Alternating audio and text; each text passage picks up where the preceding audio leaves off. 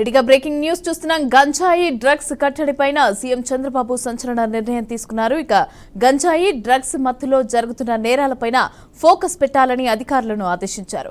గంజాయి మత్తులో చీరాల మహిళా హత్య జరగటంపైన సీఎం చంద్రబాబు అయితే సీరియస్ అయ్యారు. ఇక ఈ కేసుకి స్వయంగా పర్యవేక్షించిన సీఎం చంద్రబాబు నిందితుల అరెస్ట్ జరిగేంత వరకు కూడా కేసు పురోగతిపైన నిత్యం ఆరా తీస్తూనే ఉన్నారు.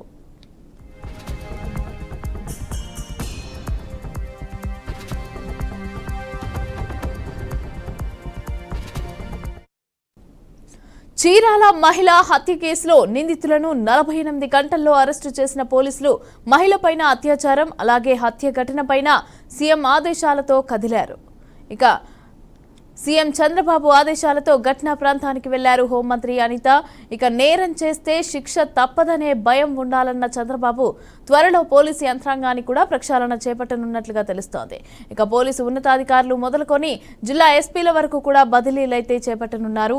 కొందరు ఐపీఎస్లను జీఏడీకి లేదా పోలీస్ హెడ్ క్వార్టర్స్కి బదిలీ చేయనున్నట్లుగా సమాచారం.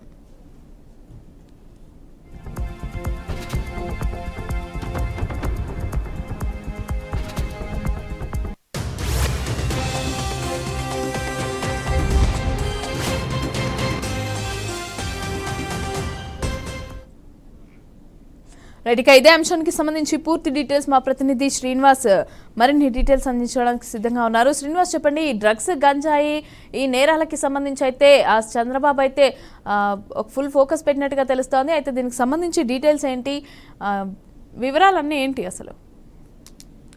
మమత, ఈరోజు ముఖ్యమంత్రి చంద్రబాబు నాయుడు రాష్ట్రంలో ఉక్కుపాదం మోపే విధంగా చర్యలు తీసుకోవాలంటూ కూడా అధికారులను ఆదేశించడం జరిగింది.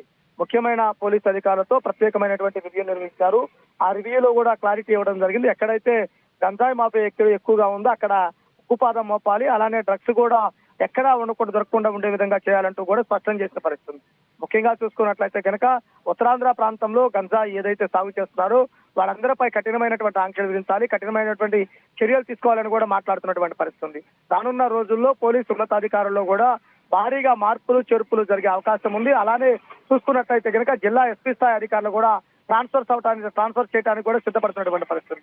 అంటే గత ప్రభుత్వంలో జరిగినటువంటి విచ్చలవిడితనాన్ని లేకుండా పూర్తిగా కంట్రోల్ చేయాలంటూ కూడా చూడడం జరిగింది. అయితే నిన్న బాపట్ల జిల్లాలో జరిగినటువంటి మహిళా హత్య కేసుకు సంబంధించి గంజాయి మత్తులో చేసినటువంటి పరిస్థితుల నేపథ్యంలో వారి మీద కూడా దృష్టి కేంద్రీకరించారు. ఎక్కడైతే యువకులకి గంజాయి లభ్యం కాకుండా డ్రగ్స్ లభ్యం కాకుండా అధికారులు కట్టుదిట్టమైనటువంటి చర్యలు చేపట్టాలంటూ కూడా చెప్పినటువంటి పరిస్థితి కూడా ఉండడం జరిగింది. ముఖ్యంగా చూసుకున్నట్లయితే కనుక రానున్న రోజుల్లో ఆంధ్రప్రదేశ్ లో గంజాయి డ్రగ్స్ లేకుండా చేయాలనే ఉద్దేశంతో చంద్రబాబు కృతనిశ్చయంతో ఉన్నారు. ఆ వైపే అధికారులు కూడా కసరత్తు చేస్తున్నటువంటి పరిస్థితి. ముఖ్యమైనటువంటి రివ్యూల ద్వారా కూడా అధికారుల మార్పిడి చేర్పిడి చేసి రానున్న రోజుల్లో గంజాయిపై ఉక్కుమాదం మోసే విధంగా చేస్తున్నారు. కూడా రైట్, థ్యాంక్ యూ శ్రీనివాస్.